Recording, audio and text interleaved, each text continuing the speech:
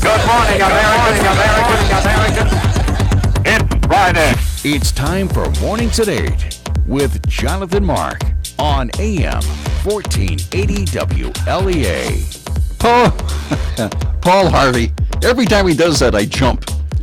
But you gotta love Paul Harvey. I mean, you gotta love Paul Harvey, and he always does know when it's Friday. And once again, he's right. It is Friday. Finally Friday. It's about time. It was a long week.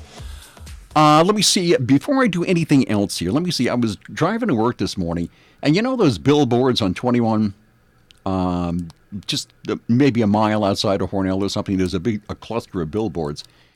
And one of them is about underage drinking and hosting an underage drinking party. And with graduations coming up and graduation parties coming up, I know you guys know this, okay? I know you're not dumb. So it really is a bad idea to host an underage drinking party. Number one, it's illegal. And it's dangerous, and it's immoral, and it's just wrong. So with all these parties coming up, you got to be real careful. Do not host an underage drinking party, and do not allow it. As I said, I know you guys know this, but the billboard that brought to the mind. So let me see. Also, it was foggy I don't know if it still is. It seems to be burning off up here. But I was driving in, and it was extremely foggy. I mean, it was bad. And then I thought, you've heard the expression, fog as thick as pea soup? Okay, fog as thick as pea soup. Have you ever heard of pea soup as thick as fog? I just, I worry about stuff like that, and I don't know, that's the way I am. Okay, Paul Harvey. Paul Harvey, I'm glad you said that. Okay, good. This is something I put together years ago. Okay. Hello, Americans in Alfred. Hello, Americans in Allegheny and Livingston County. And Jasper, in Hornell, and Dansville. This is Paul Harvey.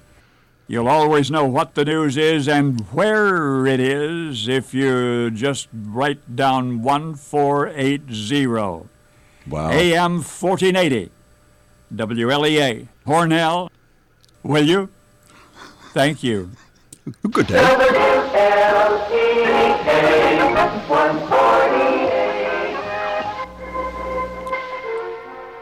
How much did you pay him to do that? He did it for free. He was nice. Really? Yeah.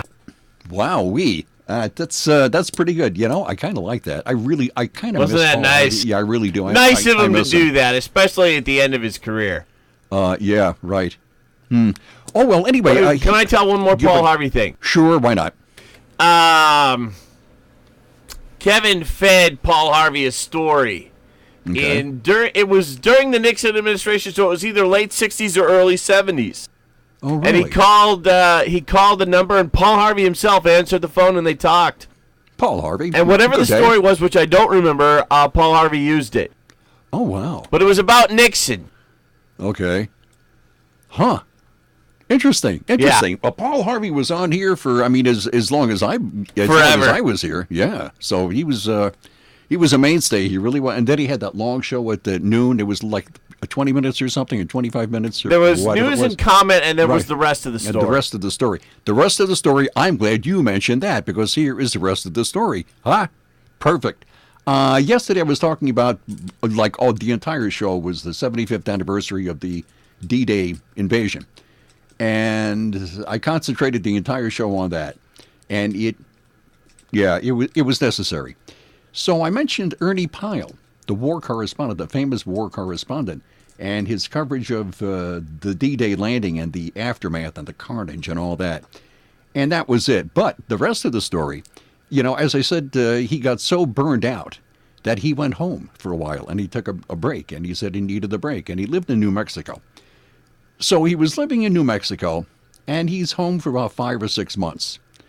And he's getting really antsy, and his wife attempted suicide, and things are getting a little tense at home. And he said, I'm going to go back out again. And he did. Except this time, instead of going to Europe, he went out on the other side of the world, where we were fighting the Japanese island by island by island at a great loss of human life. So he was out there with the Marines, and they landed on Okinawa. And he said, this is going to be a replay of Normandy, and it wasn't, because the Japanese retreated into the interior of the island.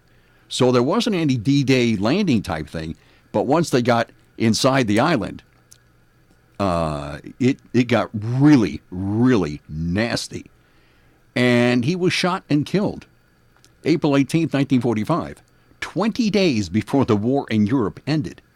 He was shot by a Japanese machine gunner, and he died instantly. And that's how a little island, Lashima, off the northwest coast of Okinawa. So that's how he died. He went back out there because he felt he really had to do it, and it was necessary. Somebody had to do it, and he died for his efforts. So that was the rest of the story on Ernie Pyle. Now, we received an email here at the newsroom. It's newsroom@wlea.net. And this is Attention Jonathan. And it's okay, fine. Let's see here. And the thing reads, I can't understand why people are not speaking out about what is going on in Albany. Now, we do a lot. But anyway, maybe it is just me, but if you agree, maybe you could devote some time on your show to this. A few things that have, or at least being introduced, are licenses for illegal immigrants. Does this mean now that they have an address they can sign up to vote? And also, when they get their license, do they register Democrat? I think that's the idea, really. Anyway, another is legalizing drugs and opening injection sites. How many addicts will come to New York for free heroin, and who is buying the drugs to give to them? Doesn't this make New York a dealer of drugs? How about legalizing gravity knives? Also closing prisons, which will cause double bunking and raise threats to guards. Anyone remember an uprising called Attica? As a matter of fact, I do, because I was here when the uprising occurred, and it was bad news. I mean, it was really bad news. And pretty spooky because Attica is kind of close. Anyway, how much were those lawsuits, and what is being saved by the closures? And the pay raises for inmates with a COLA, a cost of living allowance. I hope you'll give my email some consideration. Thank you. Well, whoever this is, I think Brian has covered every single of these stories. Every single one. He's had statements from, Assemblyman Phil Palmisano, Assemblywoman Marjorie Burns, as State Senator Tom O'Mara, and also Congressman Tom Reed. So they've all weighed in on this, and Brian has had every single one. I mean, every story. So we have covered it, and Brian has covered it extensively. I mean, as they come up. Let me see. I have some statements here. And matter of fact, you can find these on our website. It's on the front page. I think it's on the front page right now, or it was earlier this morning. I don't know if it is now. Assemblywoman Marjorie Burns vehemently opposes what? The cost of living allowance and the pay raise for inmates. Phil Palmisano, and Burns come out against prisoners getting the pay raises. And Assemblywoman Burns says this bill would give prisoners up to a 1,566% pay increase, making them some of the highest paid criminals in the country, and provide a cost of living adjustment every 5 years. It seems that you don't have to leave the state to find financial relief. Instead, just be convicted of a crime, said Burns. And that's on our website. Also, this is a statement from Assemblyman Phil Palmisano.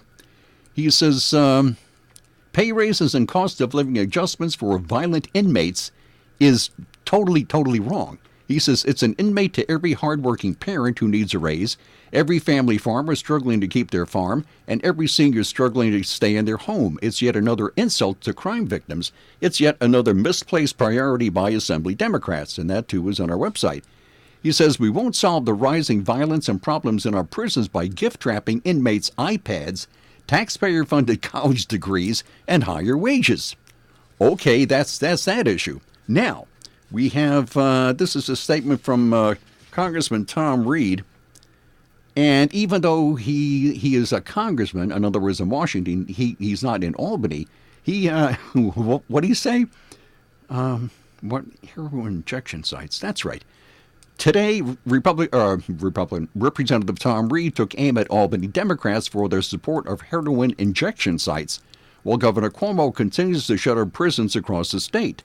Why, this is a quote, why would anyone believe it's a good idea to close more prisons while creating the conditions for increased homelessness, violence, and crime, and area drug dealers with heroin injection sites?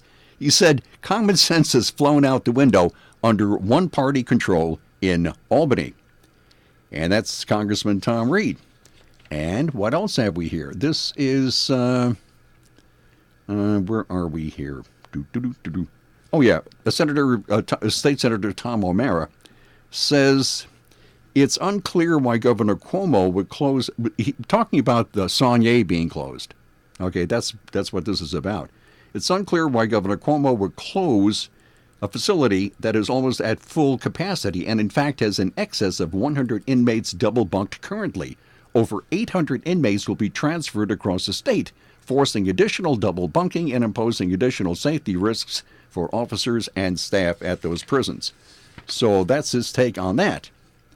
And then he had State Senator Tom O'Mara. He added this criticism of heroin injection sites. He says, I have said from day one, the first time I heard this idea raised within the Southern Tier and Finger Lakes regions, that it's a bad public policy. He said, it's dangerous and reckless. And he said, we must have compassion, but that doesn't mean enabling and supporting illegal and deadly drug use. Assemblyman Philip Palmisano said, Governor Cuomo's decision to close Livingston prison is a reckless decision that makes no sense whatsoever. And as I said, Brian has had all these stories for as long as they've been around. So, people are saying a lot. Where's the... Got a new one for you if you're interested. Sure. It's out of Albany. It's off of Assemblywoman Marjorie Burns' Facebook page. Okay. What she's saying is yesterday... in the state assembly, they put the resolution to honor the D-Day soldiers at the end of the votes and sessions yesterday. Okay. And then there was no mention of it. So Nicole Malliotakis, who's a New York City area assemblywoman, and Marjorie Burns, who's Hornell's assemblywoman, right. They asked the assembly majority leader what happened, and it turns out the assembly majority leader just bunched the resolution to honor the soldiers in D-Day in with a bunch of other things, and it didn't even get mentioned, and Marjorie Burns and Nicole Malliotakis are hopping mad about that. Wow. I think Albany's probably the most dysfunctional place on the planet. Well, no. Okay, there's Washington, D.C., but okay, maybe Albany's equal to Washington. It's absolutely amazing how anything gets done at all. It just is. And, I was thinking, when I registered to vote, it was so long ago I don't remember, but I didn't have to show my birth certificate. I don't think I had to prove that I was a citizen. A legal citizen. And I think all I showed, was my driver's license. So if I don't understand this. So if these illegal aliens get driver's licenses, would they be able to vote? That's what Assemblyman Phil Palmisano said the other day. It's going to open the door to voter fraud, he said. Yeah. And, I don't recall bringing my birth certificate. Here's my driver's license. This is where I live. Okay, I'm in. Wow. And there were approximately, I think a couple of days ago I had a story, there were approximately 200,000 illegal immigrants in New York State who would get these driver's licenses. So, okay, maybe it'll make the roads safer. Okay, fine. It's fine. But really, if they're able to vote, there's a nice big block of voters. 200,000. Just sign right here, and you have a new Democrat. There you go. Right? There you go. Okay, fine. Very good. We have meteorologist Rob Carolyn with us. Oh, okay. Well, Rob. Oh, Jonathan, I think you've got the wrong motives for the governor. I think he just wants these people to legally be able to cross his father's bridge. Oh, wow. He wants to give them that privilege. That's The Andrew right. Cuomo Bridge there. Oh, no, it's the Mario Cuomo Bridge. Mario not the Cuomo Andrew Bridge, yeah, Cuomo. yeah. Yeah, come on, Brian. What was it No, that it's it named used to be after his called? dad. The Tappan Zee Bridge. Okay. Oh, That's wow. what we downstaters call it, is the Tappan Zee Bridge. Right. It'll always be the Tappan Zee Bridge. Absolutely. Now, you're obviously from downstate. Do you? I don't know how I old you am. are. It's none of my business. But do you remember the Captree Really? State Bridge? The Captree State Bridge? No, that does not ring a bell. The Captree State Bridge. Nope, that does not ring a bell. It's now the Robert Moses Causeway. Oh, out on towards Jones Beach, yeah. Right. It used to Yep, be so that called was before my time. Oh, okay. Oops. Anyway, it used to be I called bet my father would remember it named that, though. I'll have to ask him today. Well, maybe. Well, I don't know, Rob. I just Oh, he's don't know. not that old, or he Okay. doesn't sound that way. So he's not chewing. He's got some teeth left, which is a Okay, good great. thing. We kind of feed him a steak once in a while, whether he deserves it or not. Okay. All right. Where were we? Little did Jonathan know what he was going to get into this morning, Brian.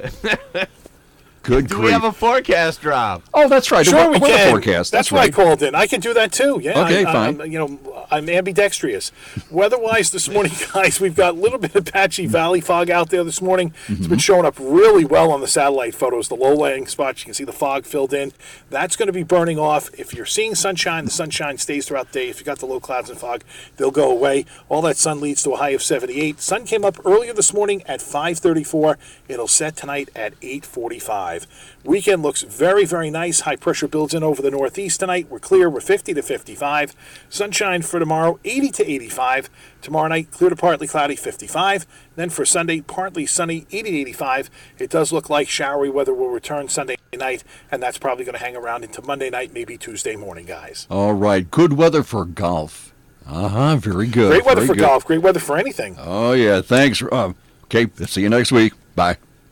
You got it, New sir. to golf or seasoned veteran, you'll enjoy the casual, relaxed atmosphere of Vanderview Golf Course. 2 miles from downtown Alfred on Waterwells Road, Vanderview is a 9-hole executive-length golf course with a driving range on one side of the road and the course on the other. Family-friendly and fun recreation for everyone. Greens fees are one price for unlimited play, $9.50. High school students, only $5. Children 12 and under with an adult, no charge. You can play up to 18 holes or 9 holes with a cart and get the second 9 holes at no additional charge. Ladies and senior golfers who don't hit the long ball, Vanderview's got the executive length that's just right for your game. And new this year, a season pass for only $100. That's a lot of golfing fun for a very little bit of money. Vanderview Golf Course, 2 miles from downtown Alfred on Waterwells Road. Vanderview Golf Course. From the Fox Sports Studios in Los Angeles, here's Eddie Garcia. In the NHL, Game 5 of the Stanley Cup Final saw the Blues beat the Bruins in Boston 2-1. St. Louis goalie Jordan Bennington had 38 saves in net. David Perron gets the game-winning goal. Now, that game-winning goal for the Blues came after a tripping call was not made on St. Louis's Tyler Bozak against Boston's Nola Chari. The trip led to a turnover and the key goal of Game 5 in the third period. St. Louis takes a 3-2 series lead. Game 6 will be Sunday in St. Louis. NBA news, Golden State Warriors head coach Steve Kerr said he expects guard Klay Thompson to return from a hamstring injury and play in Game 4 of the NBA Finals on Friday, while forward Kevin Durant will not play in the game, still recovering from a strained calf. In NFL news, the Philadelphia Eagles signed quarterback Carson Wentz to a 4-year extension through the 2024 season worth $128 million. It includes $107.9 million guaranteed. Wentz's total deal now is 6 years for $154 million and can grow to a max of $170 million. From the Fox Business Network, AT&T says its Warner Media could package HBO, Cinemax, and the Warner Brothers Library into a streaming service that will cost $16 or $17 a month. The Wall Street Journal says the company is working on a plan for the new package instead of its original 3-tier plan to offer each of the services separately.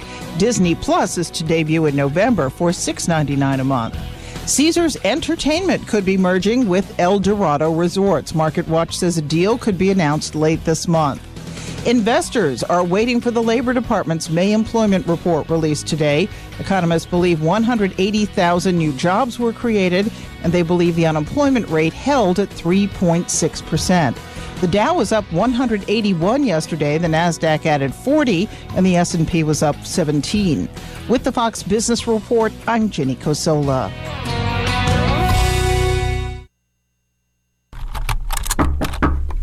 Hey, my friend's retail store was the victim of IoT password theft. Yep. Cybercriminals are taking over security cameras, payment systems, and other IoT devices by exploiting vulnerabilities. What if they target us and our dispersed network? We're secured with Barracuda. We have advanced firewalls for our sites, enhanced security for our cloud infrastructure, and total email protection. Such a relief. Protect your business at Barracuda.com. Barracuda, your journey secured. Oh, and we're back. Okay, fine. Where was I? Yeah, I wasn't much of anywhere here, was I? Okay, here we are. Have you seen the moose lately? No? Well, this is from Albany. The New York State DEC is asking the public to report moose sightings and observations. DEC and its research partners use these public sightings as indices of moose distribution and abundance in New York. This is part of a multi-year research project to obtain information on the status of New York State's moose population, health of the moose, and the factors that influence moose survival and reproductive rate. This is in quotes. Moose are iconic animals, and the public's help in reporting moose sightings is key to creating a successful moose management plan that works toward growing and maintaining a healthy population. And that's according to DEC Commissioner Basil Seggos, Seggos. Anyway, he said, I applaud the work of DEC's expert wildlife staff and many of our partners as we work together to keep a close eye on New York's moose. Well, Mr. Seggos, if I see a moose in greater metropolitan Almond, I'll certainly let you know. I will give you a call immediately and report that moose. And there's a picture of a moose. Looks like he's breaking down a fence or something. Man, the moose are big. Let me see. Okay, well, the DEC reminds us to respect wildlife by viewing from a distance at least 50 feet away. Keep quiet, move slowly, and do not approach moose. Drive cautiously, and due to their height and dark color, moose are hard to see on the road until they are close. So there you are. And matter of fact, in 2018, a total of 220 moose observations were reported to the DEC, and that was a noticeable increase from 163 reports in 2017. So there's more moose on the loose here in New York, and as I said, if I see one, I will give you a call immediately. Then we have, going from moose, we now go to deer. 3 deer break into an elderly woman's apartment and then make themselves at home. This is from People, the People magazine. An elderly woman was left scared for her life after 3 deer jumped through her window and wreaked havoc on her apartment. On Tuesday of this week, this was where in Indiana, anyway, the cops got a call about a 74-year-old woman being trapped inside her home. It's a retirement village after 3 deer had broken in. So, when officers arrived on the scene, they found the woman sitting on her sofa while one of the deer pranced wildly around her and the living room. And then we had, there's a picture, actually, here's a picture of 2 deer hiding in a bathroom. So there's those 2 deer there. There's 1 deer in a shower. Okay, the officers quickly sprung into action with Deputy Kugelhan lying across the... Okay, wait a minute, stop. Oh, I see. So he was lying across this elderly occupant, shielding her from injury until another cop came and they were able to assist the resident out of the apartment. Now, after the woman was safely taken out of the building, officers removed the deer one by one. And in one, here's a photograph. There's 2 of them in the bathroom. One's taking a shower. Here's another one here. Apparently, he's taking a beer out of her refrigerator. This is terrible. These are hoodlums. These are clearly hoodlums, vandals. You know. Let me see. One cop explained the woman wasn't injured and remained amazingly calm. She was probably in shock throughout the terrifying ordeal. Anyway, however, the deer did badly damage her apartment, and the deer apparently now are out on bail, and they're probably going to get a lawyer or something. Who knows? Anyway, okay, that's it. I suppose I will see you Monday at 8:05. Bye.